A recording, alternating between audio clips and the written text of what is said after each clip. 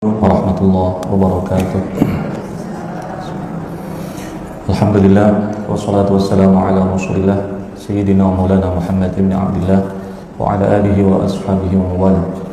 Allahumma akhrijna min dhulumatil waham wa akrimna bi nuril fahm waftah alaina bi nuril alim wa sil akhlaqna bil hilm. Allahumma rabbi shrah lana sudurana wa yassir lana umurana bi rahmatika ya arhamar rahimin. Rabbi yassir wa la tu'assir, Rabbi yassir wa la tu'assir, Rabbi yassir wa la tu'assir, Rabbi tammimil khair. Bapak Ibu jamaah yang dirahmati Allah, alhamdulillah, mari kita bersama-sama bersyukur kepada Allah atas segala nikmat yang diberikan pada kita semua. Pada kesempatan kali ini kita kembali dipertemukan bersama-sama berniat beriktikaf melaksanakan ta'lim.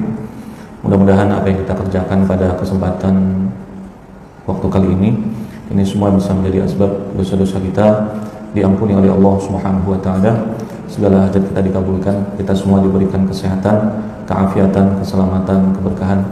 Mudah-mudahan kita semua menjadi orang-orang yang diridhai oleh Allah Subhanahu wa taala. Shalawat serta salam tak pernah lupa selalu kita haturkan kepada junjungan kita Nabi besar Nabi Muhammad sallallahu alaihi wasallam. Baik, ibu-ibu, bapak-bapak yang dirahmati Allah. Seingat saya Januari kita libur ya, saya maksudnya, bukan libur, sayanya libur ya. Desember juga lupa saya. Oh ya, saya nggak bisa ya. Ini kenapa saya tanya agar bisa mengetahui bahwa masih ingat pembahasan kita terakhir sampai di mana, Bapak Ibu.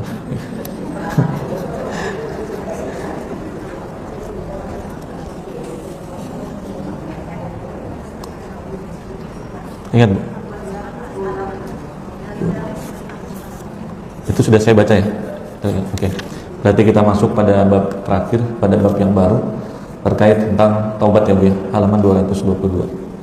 Terkait tentang taubat. Baik. Bertaubat, makna dan hakikat taubat.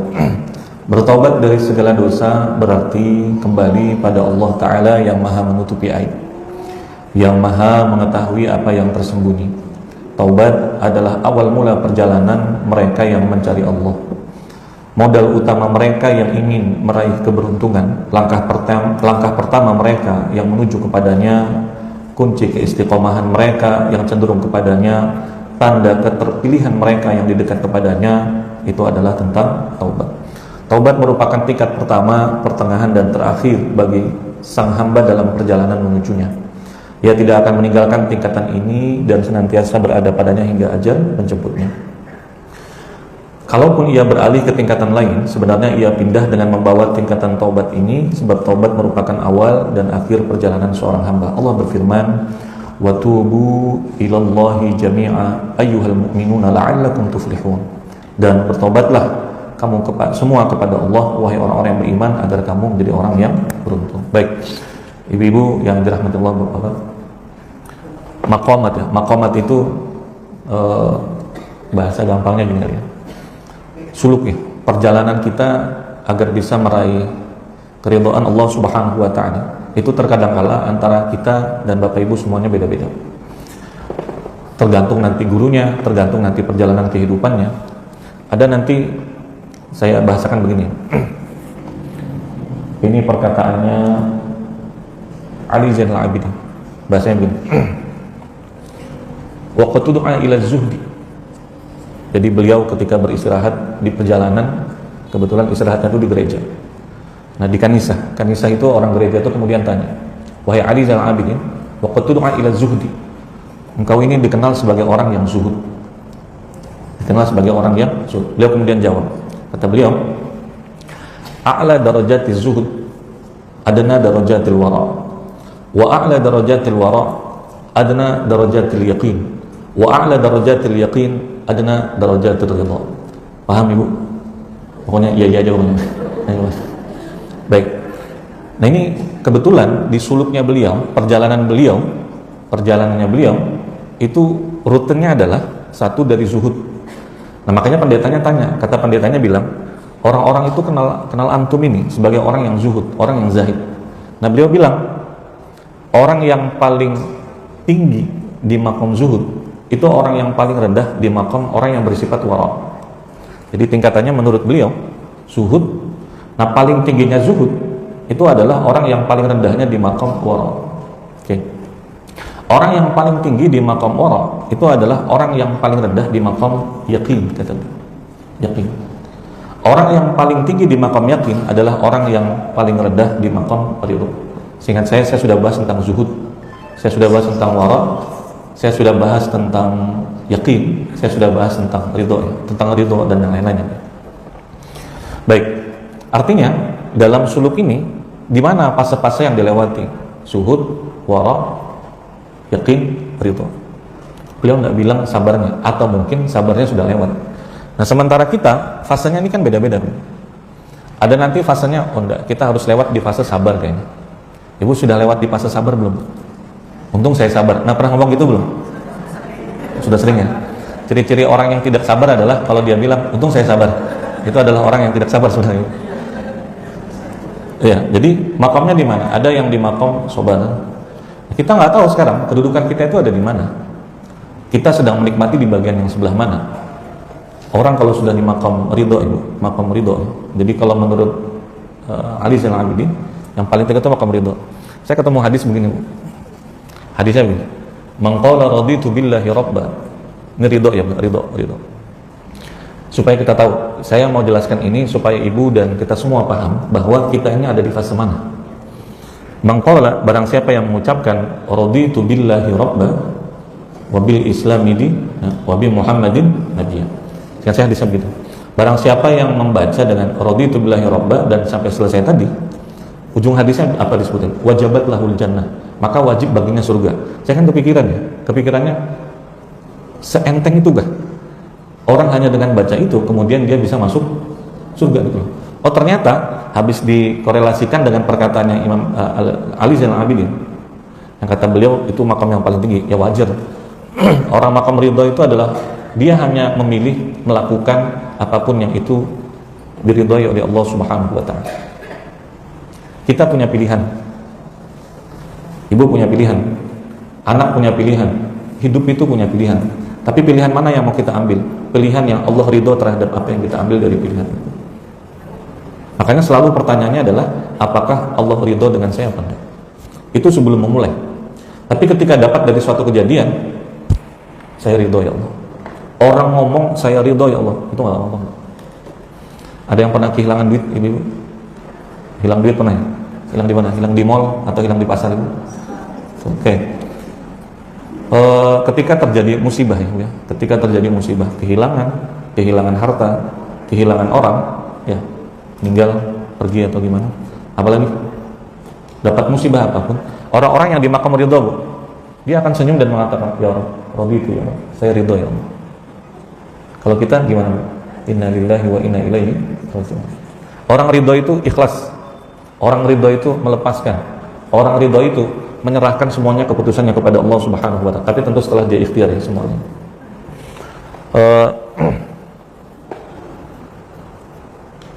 Saya pernah contohkan ini kali ya. Biasanya ada dapat makanan ya, Bu ya. Misal ibu dapat kotakan semuanya nih kan. Oke. Tiba-tiba di kotakan yang punya ibu itu isinya nggak ada. Di kiri isinya ayam panggang, di sebelah kanan isinya daging, tapi di kotak ibu isinya nggak ada. Orang yang di makam ridho itu dia akan bilang apa, Ibu? Dia akan bilang, raditu ya Allah, saya ridho ya Allah, ini rezekinya saya. Tapi setelah kapan dia bilang itu? Setelah dia usaha, dia tanya ke panitia, Bu mohon izin, ini kayaknya kotak saya perlu kesabaran yang lebih kayaknya, isinya kosong nih, Bu. Ada isinya kayaknya, Bu mohon maaf, kita udah bagi semua habis, kayaknya memang takdirnya Ibu di situ. Kita ngomong gimana, Bu? Raditu ya Allah, saya ridho ya Allah. Nah sekarang sudah sampai di fase itu atau belum? Kita kan nggak tahu ya, ibu semua perjalanan juga masing-masing. Sementara orang yakin itu, Bu. Ibu lihat tulisan warna hijau di depan itu, ya, ada tulisannya nggak? Ada. Yakin nggak? Coba bongkar, ada nggak tulisannya? Yakin itu, Bu. Yakin itu dalam prosentasenya bukan 25, bukan 75, bukan 80, bukan 90, bukan 99. Yakin itu makamnya 100%. Nah, orang di bawahnya ada orang yakin bahwa kehidupan ini ada pertanggungjawaban, yakin bahwa setiap kesabaran akan dibalas dengan kebaikan. Itu bicara tentang yakin. Nah, semua fase-fase yang tadi saya jelaskan, kita ini nggak tahu lagi ada di mana. Yang tahu itu siapa? Kita sendiri. Kita lagi ada di makom mana?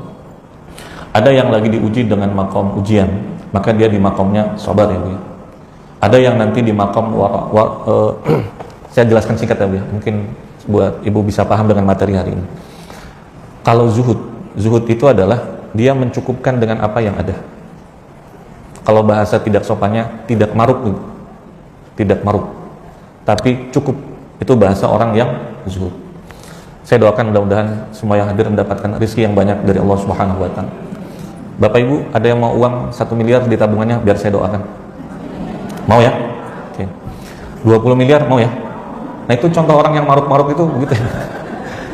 Kan bahasanya adalah yang cukup buat saya itu berapa? Oh, tapi nanti saya buat ke depan.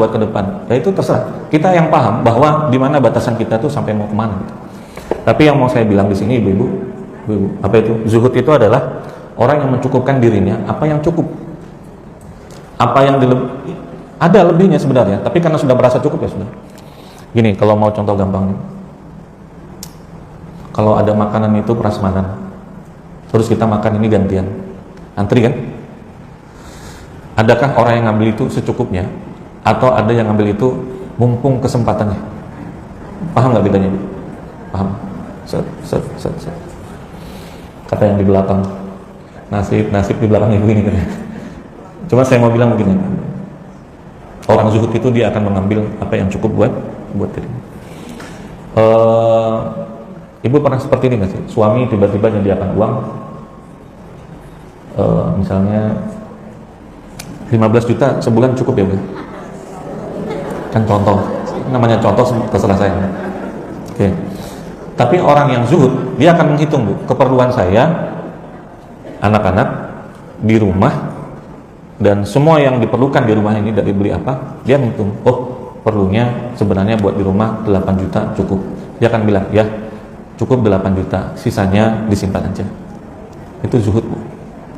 Kira-kira ada yang begini nggak kira-kira? Nggak ada. Kalau dikasih 15 juta habis Bu. Kayaknya saya ngasih contoh kebanyakan kayaknya Bu. Apa saya kurangi contohnya Bu? Saya nggak tahu ya. Oke, itu zuhud. Sementara wara itu dia bukan lagi, mohon maaf ya, mungkin saya balik. Wara itu menjaga diri daripada sesuatu yang diharamkan, bahkan menjaga diri daripada sesuatu yang dimakruhkan. Ibu, kalau ada takjil buka puasa, nanti bentar lagi Ramadan kan? Lagi Ramadan. Ibu buka puasa, kadang datang ke masjid juga ya? Ini pertanyaan saya tentang wara' dan zuhud itu, tentang wara' dan zuhud. Ibu ikut buka puasa, ikut makan, padahal ibu siang tadi batal karena misal mohon maaf kebetulan datang bulan. Pertanyaan saya adalah, boleh ikut makan nggak di situ? Boleh. Ini tentang wara' ya, tentang wara', tentang zuhud, menjaga diri apa yang dia makan itu benar-benar halal apa enggak. Silakan Bapak Ibu, kita akan sebentar lagi buka puasa bersama. Makanan disediakan buat yang berpuasa. Boleh ikut makan nggak maksud saya? Boleh nggak? Baik, jawabannya saya nggak bisa jawab, Ibu juga nggak bisa jawab. Siapa yang bisa jawab? Yang ngasih kue yang bisa jawab. Kalau yang ngasih kue bilang akadnya merupakan akad pemberian mutlak, pemberian yang sifatnya mutlak. Saya ngasih ini buat siapa saja, yang puasa, yang nggak puasa. Kan tidak semua orang puasa Bu, ada yang musafir, ada yang apa. Silahkan dimakan. Tapi tentu nanti pahalanya dengan jalan masing-masing. Yang puasa dapat seperti pahala yang seperti yang berpuasa. Yang tidak puasa dapat pahala yang lain lagi. Yang ibu-ibu yang nggak puasa silahkan. Tapi kalau beliau bilang, saya hanya menyediakan buat yang berpuasa. Terus ibu jawab, saya juga berpuasa menahan diri daripada nggak bisa ya. Nah, orang wara itu adalah orang yang akan menjaga apa yang dia masukkan ke dalam perutnya dan keluarganya, bahwa itu benar-benar halal, benar-benar baik. Tapi saya yakin kalau yang dikasih ke masjid ini insya Allah diberikan buat semuanya ya Bu ya. Tapi sekali lagi yang bisa jawab siapa yang ngasih makan. Saya boleh tanya nggak, kalau ibu-ibu yang ngasih makan misalnya, ikhlas ya? Kalau yang makan itu yang buka puasa, tentu ikhlas. Tapi kalau yang makan yang tidak puasa, ibu-ibu tadi, ibu ikhlas ya? Nah, sudah berkurang kan suaranya kan? Ikhlas ya Bu? Oke, itu warak ya Bu. Ibu banyak Bu dalam kehidupan sehari-hari itu yang harus kita jaga. Siapa di sini yang sering kalau ke acara undangan bungkus? Boleh nggak bungkus itu Bu? Bungkus kan? Kata tuan rumahnya, silahkan Bu, ambil aja. Itu satu nampan dibungkus semuanya. Boleh apa enggak? Betul. Ya jawabannya juga tetap sama ya Bu ya. Bahwa yang bisa bilang boleh dan tidak adalah yang punya hajat. Ya itulah, sambil dipilah dan dipilih. Saya yakin di pengajian sini nggak ada lah. Yang kalau acara ke undangan itu makannya bahasa istilahnya itu Bu, sampai kucing di seberang jalan itu nggak kelihatan. Karena segini. Boleh nggak sih kita ke undangan itu makan sebanyak itu? Boleh. Bicara tentang warak dan tentang zuhud. Jawabannya adalah sama, tergantung dari yang punya hajat. Dan yang kedua adalah mubadir apa enggak? Mubadir apa? Apa? Kalau orangnya memang 3 hari belum makan, gimana? Oke. Dari semua makomat-makomat tadi, dari tentang sabar, warak, zuhud, yakin, ridho, dan semuanya itu semua suluk yang ada, semua makomat yang dilewati, itu pasti titik awalnya dimulai dari taubat. Orang bicara tentang sabar, maka dia akan ditanya, sebelum fase sabar itu ketemunya fase apa? Pasti taubat. Oh, saya sudah merasa bahwa saya, misalnya, saya merasakan bahwa saya sekarang berada di makam zuhud misalnya. Oke, tapi di bagian landasan tingkatan paling bawahnya itu apa? Pasti taubat. Pasti taubat. Makanya kalau bicara, gimana sih caranya supaya bisa sabar? Taubat dulu. Gimana sih caranya supaya bisa khusyuk? Taubat dulu. Gimana caranya supaya bisa warak? Taubat dulu. Gimana caranya supaya bisa zuhud? Taubat dulu. Dimana yang tentang ridho? Dimulai dari taubat dulu. Makanya di sini disebutin, taubat adalah awal perjalanan mereka yang mencari Allah. Jadi ibu, kalau kita ingin memulai suatu perjalanan suluk yang seperti ini, maka fondasi dasarnya dimulai dari dengan bertaubat. Oke, sebelum saya lanjut tentang ini, kita kan perlu tahu juga ya, taubat itu apa? Saya kalau bilang begini Bu, Astaghfirullahaladzim, itu taubat nggak? Astagfirullah, sambil geleng-geleng kepala kan? Astagfirullah, itu tobat apa enggak? Gimana Bu? Tobat? Itu bukan sedang tobat Bu, lagi emosi kayaknya sudah. Cuma makanya pakai astagfirullah. Saya cuma mau bilang, dzikir dari tobat itu istighfar. Dzikir dari tobat itu istighfar. Tapi istighfar itu kalau dimaknai dengan baik, iya dia taubat. Tapi kalau istighfar hanya di mulut saja, ya dia cuma bernilai dzikir. Sementara taubat itu ada syarat-syaratnya sendiri. Makanya hadis Nabi SAW, Wallahi inni la astaghfirullah wa atubu ilaih. Nabi nyebutinnya itu 2, istighfar sendiri, taubat itu sendiri. Demi Allah, aku beristighfar dan bertaubat kepada Allah. Jadi istighfar itu ada, taubat itu juga ada. Dalam sehari berapa kali Nabi, Bapak Ibu? Dalam sehari berapa kali? 100 atau 70? Jawabannya riwayatnya ada 2. Satu riwayat 100, satu riwayat 70. Istighfar dan bertaubat. Oke. Taubat modal utama mereka yang ingin meraih keberuntungan. Catat ya Bu. Jadi orang kalau mau beruntung harus banyak-banyak taubat. Saya bacakan ayat Qur'annya ya. Orang yang banyak taubat itu rezekinya banyak Ibu. Orang yang banyak istighfar dengan sungguh-sungguh itu rezekinya banyak. Ini saya bacakan dalam juz 29 ya Bu ya. Nih.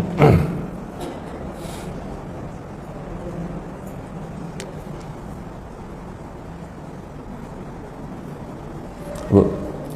Yursilis samaa 'alaikum midrar. Allah akan turunkan dari langit itu tanpa berhenti. Rizki maksudnya. Dan wa yumdidkum bi amwali wa banin. dan Allah akan memberikan yang banyak daripada harta dan anak-anak. Dan wa yaj'al lakum jannat wa yaj'al lakum anhar. Allah akan jadikan buat kalian surga dan buat kalian kebun-kebun. Ini semuanya tentang bahwa kita diberikan dengan kebaikan oleh Allah. Baik rezeki anak, baik rezeki yang zahir atau rezeki yang batin. Nah, bagian awal ayatnya bilang apa amalannya? Faqultu astaghfiru rabbakum innahu kana ghaffar. Faqultu istaghfiru rabbakum. Perbanyaklah istighfar, meminta ampun kepada Allah. Nah, barang siapa yang banyak baca istighfar akan diturunkan yang tadi hujan yang tidak berhenti-berhenti. Ini tentang deskripsi perumpamaan kita diberikan rezeki yang banyak. Diberikan rezeki anak, diberikan rezeki dengan harta. Apa amalannya? Faqultu astaghfiru rabbakum. Perbanyak dengan membaca istighfar. Berarti banyak baca istighfar, banyak bertobat. Cocok nggak dengan apa yang kita baca?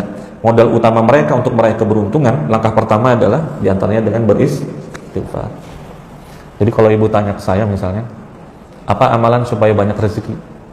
Jawabannya apa, Bu? Taubat. Ada orang tanya, ibu kalau misalnya ditanya ya gini, apa amalannya supaya segera dapat anak? Mudah-mudahan yang belum dapat anak segera mendapatkan anak yang soleh dan soleha. Yang sudah dititipi anak semoga menjadi anak yang soleh dan soleha. Nah, kalau ada orang tanya ke ibu misalnya, apa amalannya supaya bisa segera mendapatkan anak? Pakai ayat yang tadi, kira-kira jawabannya apa? Terus ada yang jawab kan? Ada, apa itu? Perbanyak istighfar. Orang pasti akan tanyakan korelasinya. Loh, apa hubungannya? Dasarnya di mana orang yang belum punya anak disuruh banyak baca istighfar? Ayat tadi menyebutkan, faqultu astaghfiru rabbakum innahu kana ghaffara yursilis samaa'a 'alaikum midrara wa yumdidkum bi amwal wa banin. Allah akan kasih dengan banyak harta dan banyak anak. Banyak baca istighfar. Saya sudah 8 tahun, 10 tahun belum punya anak. Gimana nih supaya bisa cepat punya anak? Banyak-banyak baca istighfar. Gak taunya ada satu yang menimpa ibu. Terus bilang, gimana mau punya anak? Ustaz, menikah aja belum katanya. Nah, kalau begitu ya harus menikah dulu kan. Oke. Banyak-banyak baca istighfar. Faqultu astaghfiru rabbakum. Baik, ini mumpung kita baca istighfar ya, Bu. Istighfar yang sayyidul istighfar. Istighfar yang paling istighfar itu apa, Bu? Yang paling istighfar itu apa? Harus hafal semua ya. Allahumma anta rabbi la ilaha illa anta khalaqtani wa ana 'abduka wa ana 'ala ahdika wa wa'dika mastata'tu a'udzubika min syarri ma sana'tu abu'u laka bi ni'matika 'alayya bi dzambi. Sampai selesai. Hafal Ibu? Hafal. Dibacanya setelah sholat subuh dan setelah sholat asar. Tapi sekali lagi, Bu, itu dikirnya tentang taubat yang harus dibarengi dengan taubat yang 3, nanti kan kita bahas. Baik, itu lafaznya ya, Bu ya. Ibu kalau baca istighfar, lafaznya apa, Bu? Apa, Bu? Astagfirullah. Ini tentang ya, Bu ya. Tentang ilmu linguistik ya, bahasa saja. Tapi menurut saya menarik. Itu kan di sini ya, Bu ya. Tiada di sini. Astagfirullah. Sini kan. Kalau kita salah baca gimana jadinya? Astagfirullah. Itu artinya bahaya, sangat bahaya. Jadi kalau ada kata kerja dalam bahasa Arab itu, kalau ada kata kerja ditambahkan di depannya hamzah wasol, hamzah ya, sin dengan ta, maka kata kerjanya itu maknanya berubah menjadi minta. Ghafara kan mengampuni. Tapi karena di awalnya ditambahkan dengan hamzah wasol, sin dan ta, istaghfara artinya meminta ampun. A'ana itu membantu. Tapi ketika ditambahkan alif, sin dan ta, ista'ana, maka maknanya berubah menjadi meminta bantu. Ghatha itu menolong. Tapi ketika ditambahkan alif, sin dan ta, istighatsah berarti minta bantu. Paham ya, Bu? Nah, kafara artinya artinya kafir. Terus kalau dibaca istakbara, maka artinya berarti menjadi minta apa, Bu? Minta kafir. Jadi kalau baca astagfirullah itu bahaya itu. Kaf sama gha beda nggak, Bu? Beda. Tapi saya yakin lah, yang salah-salah baca itu bukan maksudnya minta kafir ya, Bu. Tapi tetap maksudnya minta ampun. Saya cuma sampaikan ini, maka nanti bacanya diperhatikan dengan baik. Oke. Kunci keistiqomahan mereka yang cenderung kepadanya, tanda keterpilihan mereka yang didekatkan kepadanya. ciri bagaimana Allah memilih kita untuk bisa balik dan kembali kepada Allah itu adalah mereka yang ada keinginan hati untuk bertobat. Orang yang digerakkan dalam hatinya untuk bertobat itu tanda orang yang dipilih oleh Allah untuk kembali ke jalannya. Jadi kalau ada orang bilang saya tobat, itu jangan diolok-olok. Sini dong cerita dulu, saya sudah tobat. Ini jangan diolok-olok. Masalahnya adalah tobat itu baru akan diterima. Kan syaratnya itu ada berapa? Ada 3 kan? Jadi walaupun kita astagfirullah, dikirnya dapat pahalanya. Tapi tinggal taubat yang syarat 3 itu sudah dijalankan atau belum? Apa 3 syarat bertobat? Saya pikir kita tahu semua lah. Apa yang pertama, Bu? Syaratnya dia harus berhenti. Yang kedua harus menyesal, nadem. Yang ketiga azam. Dia punya keinginan yang kuat untuk tidak mengulangi lagi apa yang dia kerjakan. Yang pertama 1, berhenti. Orang taubat itu berhenti. Kalau dia bilang astagfirullah tapi masih tetap ngerjain, itu kira-kira taubat nggak? Baik. Apa ya contohnya? Ada seorang syekh, saya baca pernah dalam suatu kitab, seorang syekh ini. Wah, ini beda ya, beda sama kita ya. Beliau itu jatuh itu nangis, Bu. Jatuh itu nangis. Kan persepsi yang akan ditampilkan adalah segitu aja nangis, cengeng betul. Masa cuma jatuh begitu nangis? Tapi begitu ditanya, ya Syekh, kenapa dengan kau jatuh itu kau nangis? Terjemahnya kurang lebih begitu. Kenapa nangis? Beliau bilang gini, maknanya kurang lebih, saya bertobat kepada Allah. Di jatuh saya nangis bukan jatuhnya. Tapi ketika saya jatuh, ada satu rumput yang tercabut tanpa alasan yang bisa diterima. Ada yang pernah mikir begini kan? Siapa yang pernah mikir? Ada. Itu satu yang saya baca. Yang kedua, yang saya baca lagi ada seorang syekh yang ketika lewat di satu tempat itu pasti nangis. Lewat nangis. Lewat tempat itu nangis. Kan ditanya, ya Syekh, kenapa lewat di tempat itu? Kenapa jadi nangis? Nah, beliau jawab, dulu waktu sebelum tobat, ini adalah tempat di mana maksiat itu dilaksanakan.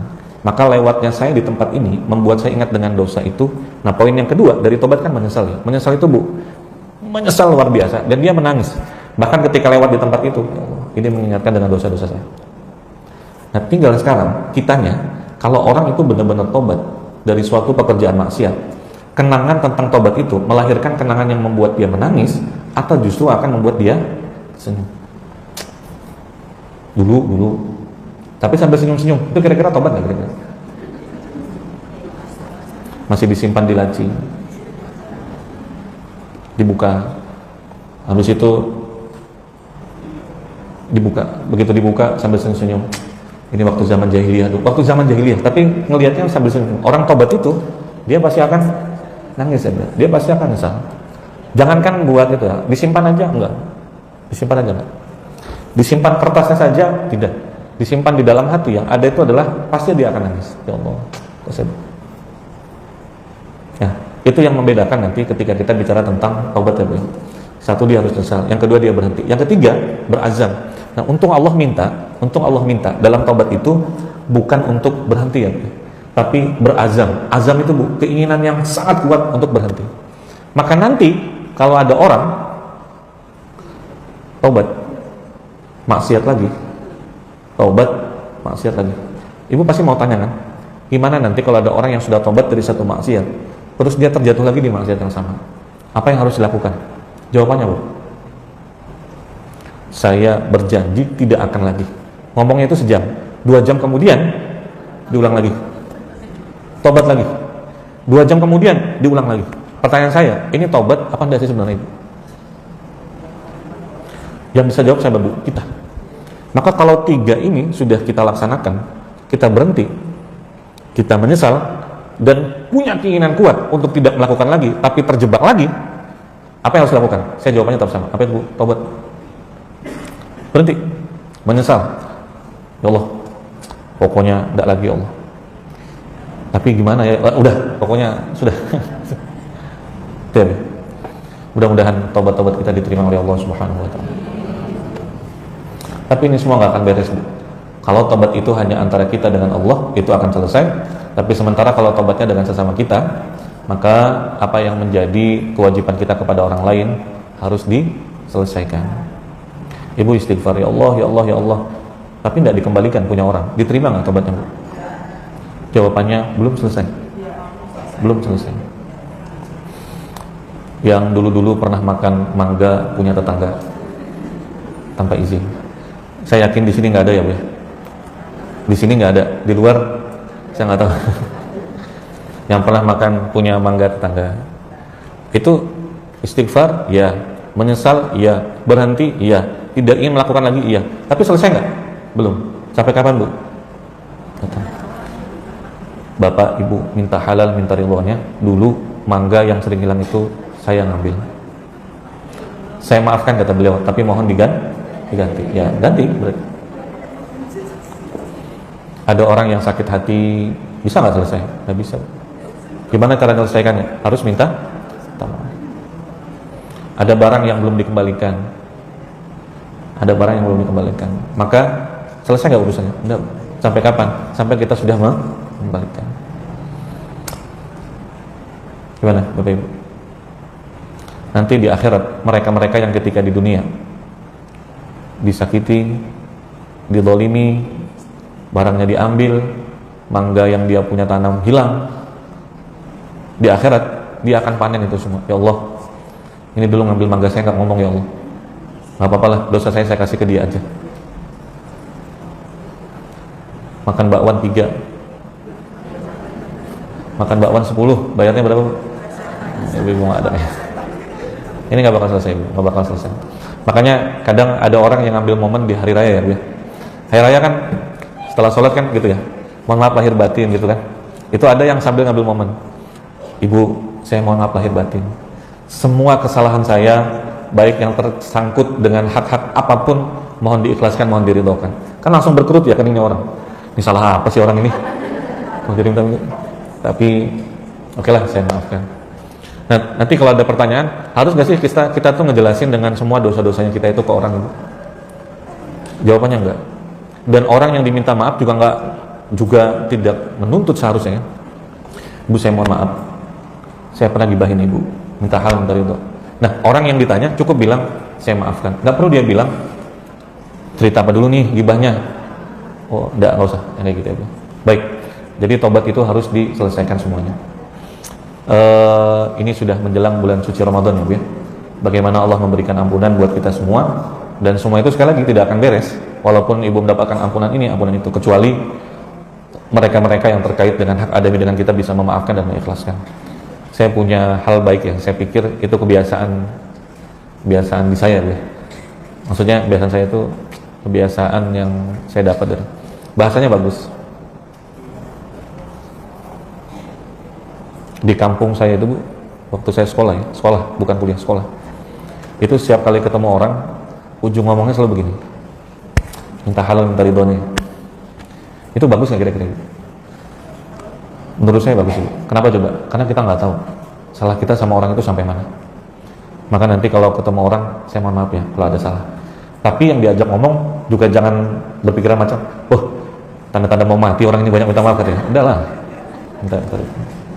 Baik, apa yang Ibu bawa pulang hari ini, bertobatnya dengan sungguh-sungguh. Kemudian yang kedua, nanti ke rumah sama suami bilang, ya kalau ada salah mohon dimaafkan, kalau ada uang yang hilang mohon diikhlaskan. Nah itu disampaikan. Buat anak-anak juga, ya posisinya seharusnya anak yang minta maaf, tapi juga orang tua bisa potensi ada salah yang dilakukan. Baik Ibu-ibu, ini yang disampaikan, mudah-mudahan bisa bermanfaat buat kita semua. Mudah-mudahan Ramadan ini bisa jadi jauh lebih baik daripada yang sebelumnya. Direncanakan apa ibadah-ibadah yang mau dikerjakan, mudah-mudahan amalan kita diterima oleh Allah Subhanahu wa taala.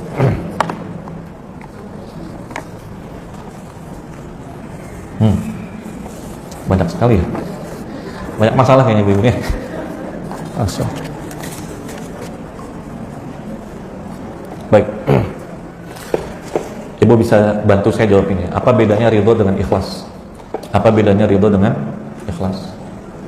Jawabannya adalah ikhlas itu adalah ridho itu adalah buah dari ikhlas.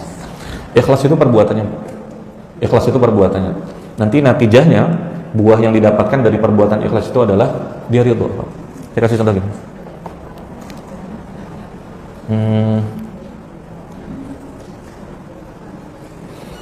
Mudah-mudahan saya banyak rezeki hari ini. Amin. Setiap ibu saya kasih uang 1 juta ibu. Pas di giliran ibu, uangnya habis. Maksudnya uang cashnya nggak ada. Terus ibu bilang, Ustaz, saya ikhlas. Perbuatannya ikhlas. Ibu ridho nggak dengan itu? Harusnya kalau ikhlas itu kan mengkosongkan bu, mengkosongkan dengan sakit hatinya. Saya ikhlas, nggak apa-apa. Ridho nggak? Maka orang ikhlas harusnya dia ridho. Ridho dengan apa? Ridho dengan saya, ridho dengan kejadiannya, ridho dengan ketentuan Tuhan bahwa dia nggak dapat. Itu buah daripada ikhlas tadi itu sendiri.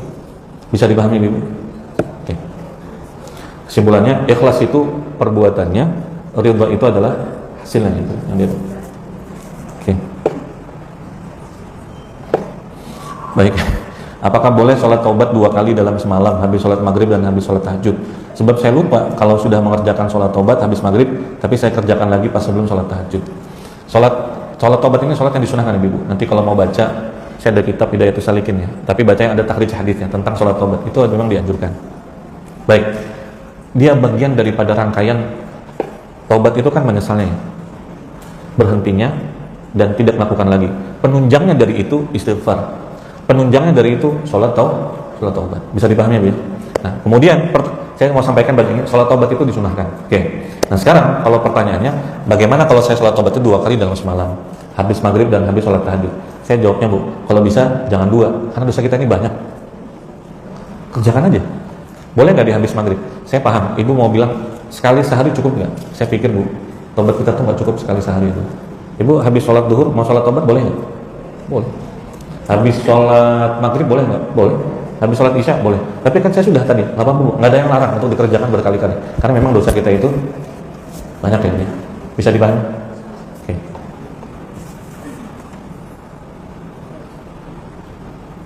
Masya Allah. La haula wa la quwwata illa billah. Saya itu ada beberapa pertanyaan yang begitu ditanya ke saya harus konsultasi lagi ke beberapa orang. Biasanya bukan pertanyaan terkait hukum, tapi terkait tentang keluarga. Saya bacakan. Anak perempuan yang sudah dewasa tidak disapa selama 2 tahun dikarenakan tidak ingin berkunjung ke rumah ayahnya yang sudah menikah lagi. Tujuannya untuk menjaga perasaan ibunya. Paham gak ibu? Kalau nggak paham saya baca ulang nih. Tapi anaknya tetap berbuat baik untuk menyapa siapa ini? Tapi sang ayah tidak menghiraukannya. Oh paham. Bagaimana tanggapan mengenai hal ini? Kalau saya salah menggambarkan nanti dibenerin aja. Ini ada anak yang sudah dewasa tapi tidak saling bertegur sapa dengan ayahnya karena ayahnya sudah menikah lagi. Tapi untuk menjaga perasaan ibunya, dia tetap bertegur sapa dengan sang ayah, tapi ayahnya sudah tidak menghiraukan. Baik, saya gambarkan masalahnya.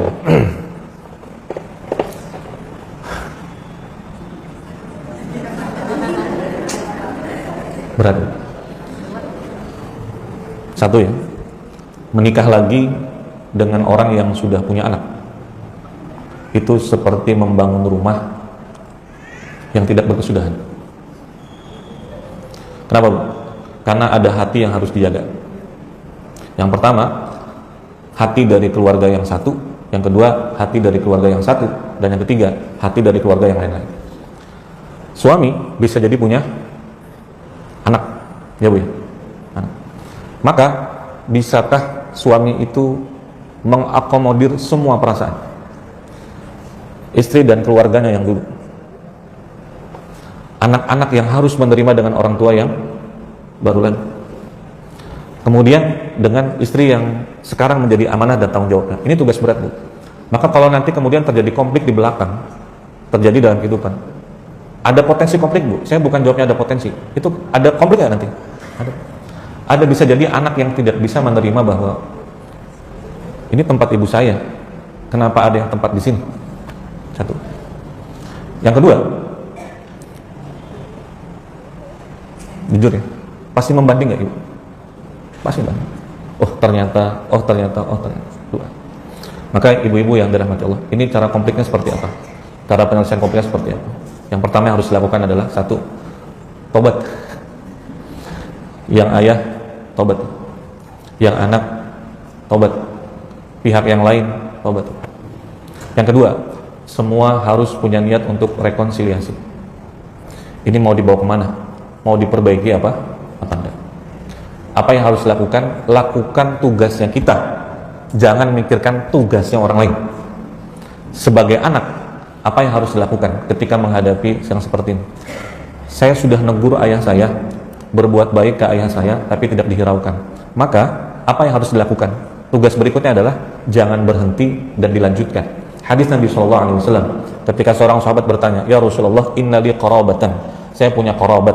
Qarabat saya itu, saya sudah perbaiki, saya datangin, saya tegur, saya berbuat baik pada mereka, tapi mereka tidak menghiraukan. Maka kata Nabi, engkau seperti menyumpalkan bara yang panas ke mulut mereka. Kebaikan tetap terus diberikan, tapi mereka anggapannya seperti itu. Nah, orang yang tidak suka, Bu, tapi kita sumpali dengan kebaikan, itu panas gak lihat? Orang ngomongin kita, tapi tiap hari kita kasih makanan, malu gak dia pada akhirnya? Malu. Saya cuma mau sampaikan bagian ini. Setiap orang laksanakan tugasnya masing-masing. Anak tetap harus terus berlanjut kepada berbakti kepada orang tuanya. Apakah dengan orang yang tidak menghiraukan kita akan berhenti dengan menyambung silaturahim? Jawabannya kan tidak. Ibu kalau ketemu orang, assalamualaikum, ngapain salam-salam? Sana. Besok ngasih salam nggak? Assalamualaikum. Ngapain? Salam-salam sana. Besok ngasih salam nggak? Kalau kita ngasih salamnya karena untuk orang itu, kita kan nggak bakal salam lagi kan? Tapi karena salam kita bukan buat dia, bukan buat saya, bukan buat siapa-siapa, tapi buat Allah Subhanahu wa Ta'ala. Mau dia balas, mau nggak balas, bukan urusan dia, bukan urusan saya, tapi urusan Allah Subhanahu wa Ta'ala. Maka ngapain, Bu? Tetap terus lakukan kebaikan. Saya cuma mau bilang, ibu-ibu, pahala yang paling besar bukan menurut pendapat Madzhab Syafi'i, ibadah yang paling panjang adalah tentang menikah. Konflik ini akan terjadi sangat luar biasa. Jadi maksud saya adalah selesaikan semuanya, bereskan semuanya. Jangan masuk ke dalam suatu kehidupan kalau kita belum siap menghadapi dengan berbagai macam ombak, apalagi badai yang ada di sana. Baik, jawabannya lakukan apa yang menjadi tugasnya kita. Jangan berhenti.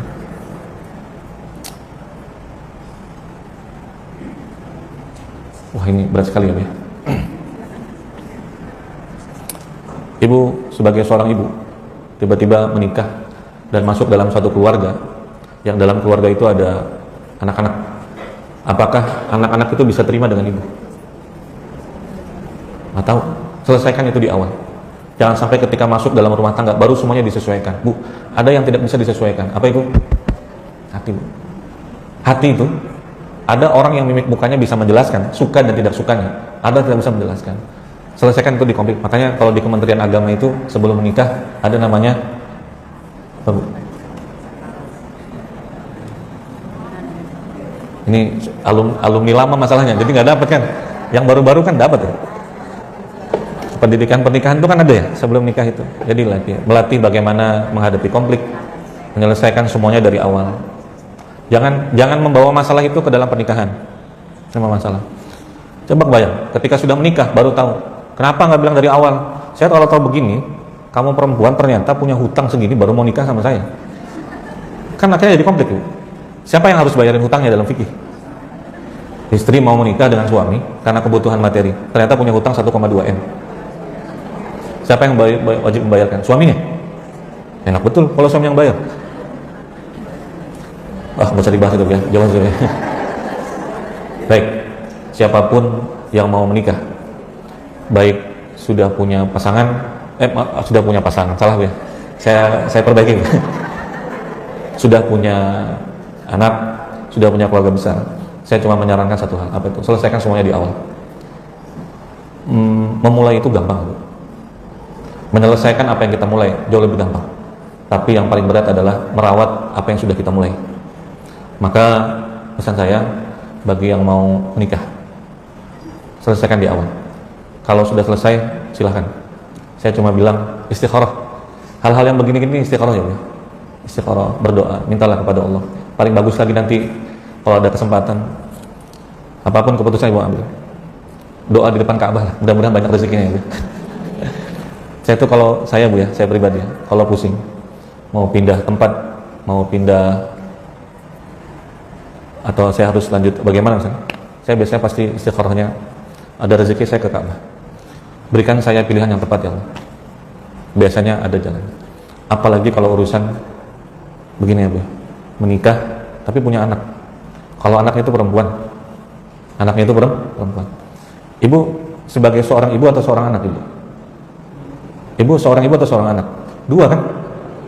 Seorang ibu juga sekaligus seorang anak. Bisa nggak terima kalau waktu dulu ayah misalnya menikah lagi? Nggak semua orang siap ya bu ya, yang bisa selesaikan itu dari awal. Oke.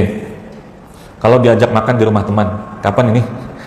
Tapi kita tahu ibu ini suka mendapatkan uang yang tidak halal. Gimana Pak? Alasan yang baik kita bilang apa? Saya bicara yang pertama hukum. Apa hukumnya kalau ada orang yang kita tahu usahanya itu campur, ada yang halal, ada yang haram. Ada yang halal, ada yang haram. Ya kalau pagi jualan halal, kalau malam jualan haram. Atau saya balik lah ya, malamnya jualan yang halal. Misalnya jual minuman keras atau apa, kan nggak tahu ya. Nah pertanyaan saya, kalau dia ngajak makan atau dia ngasih uang, terima nggak? Bu, ibu kayaknya nggak punya uang ya, saya kasih uang aja ya. Terima nggak ibu? Terima nggak? Uangnya 5 juta loh nih yang dikasih nih. Nah coba, goyang kan? Baik, saya bicara hukum. Pemberian dari orang lain kepada kita, kalau pemberian itu tercampur dengan yang halal dengan yang haram, tapi kita masih belum tahu mana yang halal mana yang haramnya, secara hukum boleh, tapi secara adab tazkiyatun nufusnya sebaiknya jangan. Saya ulang, kalau ada orang yang katanya tercampur tapi kita belum jelas yang dikasihkan ke kita itu yang mana, yang halal atau yang haram. Kayak tadi ya, pagi, siang, sore kerjaannya halal, malam dari jam 7 sampai jam 10 jualannya haram. Ini boleh nggak kita terima? Kita nggak tahu yang dikasih kita itu yang mana. Secara hukum masih boleh nggak? Masih bisa. Tapi secara tazkiyatun nufusnya, warok dan zuhudnya, dia nggak bakal ngambil. Paham ibu? Oke. Kapan itu akan menjadi pasti haramnya? Kalau dia bilang ini uang hasil dari menang judi. Sudah tahu kan? Pasti. Boleh nggak kita terima? Nggak boleh. Tapi kalau uangnya 100 juta, nggak boleh. Tetap haram kan? Korupsi itu haram. Korupsi itu haram. Siapa yang bilang haram? Yang belum kebagian jatahnya. Yang sudah kebagian jatah bilang apa bu? Itu cobaan imannya. Haram. Ya tetap haram. Kita haram ya tetap haram. Tapi secara tazkiyatun nufus bagus ya, jangan diambil. Warok dan zuhudnya jangan. Oke. Apa alasan kita untuk bisa menolak ini? Ya alasan ini teknis ya. Ibu mungkin punya alasan masing. Mohon maaf bu, sudah kenyang. Itu adalah alasan bohong. Kalau ternyata dia masih lapar, saya cuma mau sampaikan, bikin alasan boleh, tapi tolong jangan bohong. Saya sudah makan, padahal belum makan nih, saya lihat belum makan kayaknya. Sudah bu, dalam hatinya, kemarin sih bukan pagi tadi. Ya itu terserah, jangan bohong. Oke.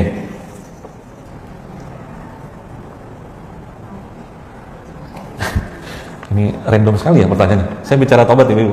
Bapak, saya mau tanya. Ini anak saya kan yang tanya nih. Kalau Idul Fitri, keluarga ngumpul. Kalau salaman, anak-anak, cucu, apakah diharuskan orang tua duduk di kursi, lalu anak-anak sungkem di bawah? Apakah Rasulullah SAW seperti itu? Apa yang kita ucapkan? Jawabannya, terserah ibu, mau kayak gimana. Saya punya pemikir, saya paham. Kenapa pertanyaan timbul? Karena ditakutkan seperti menyembah ya bu ya. Seperti menyembah. Sekarang saya tanya, orang sungkem itu nyembah nggak ibu? Gini, cara mengidentifikasi hukum itu kan harus tasawwuril masalah ya, menggambarkan masalah itu secara komprehensif. Ibu bilang itu nggak boleh. Kenapa? Karena begini, nggak boleh masuk di kamar itu. Kenapa? Karena dalam itu ada 2 laki-laki dan perempuan misalnya gitu ya. Nah cara menghukuminya adalah cek dulu benar apa enggak. Kalau iya baru bilang salah gitu. Nah sekarang ini assalamualaikum gitu ya. Gimana sih caranya? Saya kurang tahu juga ini. Oke, gitu. Pertanyaan saya adalah ketika yang satu duduk di atas, satu yang di bagian bawah, sungkem seperti itu nyembah nggak kira-kira? Nyembah. Kalau menyembah siapa kan pertanyaan kan gitu. Saya pikir ini cuma tentang budaya ya, Bu ya. Tentang budaya, tentang apa. Kalau ibu tidak sepakat dengan ini, gampang. Nanti pada saat Idul Fitri, kursinya keluarkan dari rumah, biar pada duduk bareng semua, oke? Yang yang mau duduk seperti ini, saya pikir juga nggak jadi masalah ya, Bu ya. Karena nggak ada yang nyembah juga sih di situ. Saya paham. Kita punya kebiasaan kalau lewat di depan orang, ibu Ibu lebih tua dari saya kan? Saya kalau lewat di depan ibu, saya harus tunduk nggak? Tunduk, oke kan? Sebagai bentuk hormat. Tapi kalau ibu ke satu negara tertentu, itu tidak berlaku. Kalau lewat di depan itu kita tunduk, dimarahin tuh. Ngapain tunduk-tunduk? Nggak ada tunduk-tunduk, semua sama. Ya terserah. Karena dalam norma hukum itu kan ada norma kesopanan, ada norma kesusilaan. Ada yang bisa jalan di tempat kita, tapi nggak jalan di tempat lain. Seperti kayak yang tadi ya. Nah sama seperti ini tadi. Saya jawabannya adalah, apakah Rasul mencontohkan seperti itu? Kayaknya di zaman Nabi kursinya juga beda kayaknya Bu ya. Kursi dulu kita. Kalau ibu tidak sepakat dengan itu, keluarkan kursinya. Ya kemudian salaman seperti biasa silahkan. Oke. Wah. Kok ada yang begini ya Bu ya? Kalau suami mendiamkan istri berbulan-bulan. Ini saya baca Bu ya. Kalau suami mendiamkan istri berbulan-bulan tambah 2 bulan, berarti berapa bulan nih sebenarnya Bu? Tapi tetap memberi nafkah lahir, itu hukumnya seperti apa? Baik, jawabannya 2. Memutus silaturahim dengan keluarga saja dosa nggak? Dosa. Apalagi dengan istri. Saya cuma mau jawab, memutuskan tali silaturahim dengan keluarga saja nggak boleh, apalagi dengan mereka yang paling dekat dengan kita, suami atau istri. Oke. Tapi tetap memberikan nafkah lahir. Sementara kewajiban suami itu kan banyak ya Bu. Nafkah lahir itu cuma salah satu daripada kewajiban suami. Ada nafkah sandang, papan, pangan, tempat tinggal, pendidikan, kasih sayang. Kira-kira kalau uangnya ada tapi didiemin aja, itu kasih sayangnya dapat nggak? Ibu dikasih uang 15 juta per bulan tapi didiemin aja, kira-kira mau nggak? Oh. Nah, jadi kalau saya jawabin hukum karena pertanyaan kan hukum ya. Tetapi tetap memberikan nafkah lahir itu hukumnya seperti apa? Saya jawab bahwa beliau suami sudah melaksanakan sebagian kewajibannya tapi belum menunaikan sebagian daripada kewajiban yang lain. Kewajiban yang lain kan masih banyak Ibu. Apa kewajiban yang lain? Makanya tadi saya bilang ini termasuk masalah yang biasanya kalau saya ditanya Bu, itu saya kepikiran. Saya di Islamik itu Bu, di Islamik itu orang yang datang ke saya itu berbagai macam latar belakang. Ustaz, saya ada masalahnya apa? Rumah tangga. Saya sampai mikir ya, ini orang datang ke saya emang saya gak ada masalah apa ya? Saya ada masalah saya nggak punya uang. Aduh, mas. Hukumnya maka berarti sudah melaksanakan dengan suatu kewajiban, tapi belum melaksanakan kewajiban yang lain. Sekali lagi saya bilang Ibu, apapun yang mau Ibu lakukan, menikah dan yang lain-lain, berpikirnya bukan tentang sekarang, tapi tentang dunia akhirat. Dunia akhirat. Jangan memulai kalau belum bisa bertanggung jawab. Kalau sudah merasa bisa, maka minta tolong kepada Allah agar bisa dilanjutkan. Orang yang meninggal malam Jumat atau hari Jumat katanya lepas dari siksa kubur. Saya ada temukan yang seperti ini ya Bu ya. Baik, jawabannya iya. Saya ada temukan kitab yang menjelaskan tentang itu. Maksudnya bagaimana? Ada beberapa yang akan kita lewati Bu. Satu siksa kubur. Kemudian yang pertama tentang huru-hara dalam kubur. Ada yang mendapatkan nikmat kubur, ada yang mendapatkan siksa kubur. Kemudian yang kedua ada hisab, ada mizan, ada sirat. Tapi nanti ada mereka-mereka yang mendapatkan privilege khusus ya Bu ya. Misalnya mereka tidak dihisab. Ada doa kita kan, ya Allah masukkanlah kami ke dalam surga tanpa memakai dengan hisab. Hisabnya ada nggak? Ada. Tapi ada orang yang memang tidak dihisab. Dalam kubur itu huru-haranya ada nggak? Ada. Ada yang dapat nikmat kubur, ada yang dapat siksa kubur. Orang yang meninggal di malam Jumat atau di hari Jumat. Jadi begini Bu, Jumat itu merupakan sayyidul ayyam wa aidul muslimin. Itu penghulunya hari dan kemudian hari rayanya bagi hari-hari ya Bu. Nah tapi tentu tidak gini ya Bu, kita tidak bisa memilih lahir dari ibu bapak yang mana, di tempat mana, dan tidak bisa memilih meninggalnya di hari apa. Bisa milih kan? Nggak bisa.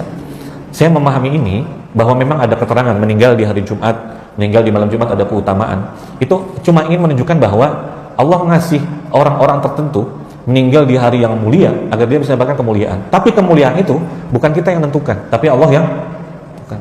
Ibu bisa milih meninggalnya nanti dalam keadaan sholat, bisa nggak? Nggak bisa. Sama seperti ini, bisa nggak kita milih? Juga nggak bisa. Ada beberapa hal dalam kehidupan yang kita nggak bisa milih ya Bu ya, termasuk tentang hidup, tentang meninggal. Terakhir, Jika kita sudah bertobat, apa semua perbuatan buruk kita yang dulu sebelum bertobat akan ada siksa kubur, sedang kita sendiri takut kalau tobat kita tidak diterima? Jawabannya bu, wallahu a'lam. Jawabannya wallahu a'lam. Apakah perbuatan buruk kita? Saya ada baca kitab, nama kitab Ma'rifatul Asmaul Husna. Kalau mau baca nanti silakan. Jadi gini bu, kalau kita bikin video ya, ada video yang kurang bagus, kan dipotong ya. Begitu dipotong, digunting misalnya ya, digunting, kemudian disambung, maka berarti yang buruk kita buang, tapi durasi videonya kan jadi pendek. Betul ya? Tapi taubat itu bukan, itu baiknya Allah sama kita. Kalau taubat itu videonya yang jelek-jelek tadi itu nggak dipotong dan tidak dibuang, tapi kemudian dihapus, selanjutnya diganti yang jelek-jelek itu dengan kebaikan. Baiknya Allah buat kita. Jadi durasinya nggak dihapus, durasinya tetap ada, hanya saja yang tadi jelek diganti dengan yang baik. Itu bagaimana jika taubat kita diterima? Nah, tinggal pertanyaannya, apa tanda dan petunjuk taubat kita itu diterima? Jawabannya kita akan bahas nanti di pertemuan yang akan datang. Karena ada materinya tentang apa ciri dan tanda alamat taubat itu diterima. Baik, Bapak Ibu yang dirahmati Allah, ini yang disampaikan. Mudah-mudahan bisa bermanfaat buat kita semua. Kalau saya sampaikan salah atau kurang mu'tamad, tinggalkan, ikuti pendapat yang lebih baik. Sallallahu alaihi wasallam Muhammad sallallahu alaihi wasallam. Alhamdulillahirabbil alamin. Kita tutup kajian kita pada kesempatan kali ini dengan bersama-sama membaca kafaratul majlis. Subhanaka wa bihamdika asyhadu an la ilaha illa anta wa nastaghfiruka. Terima kasih. Assalamualaikum warahmatullahi wabarakatuh.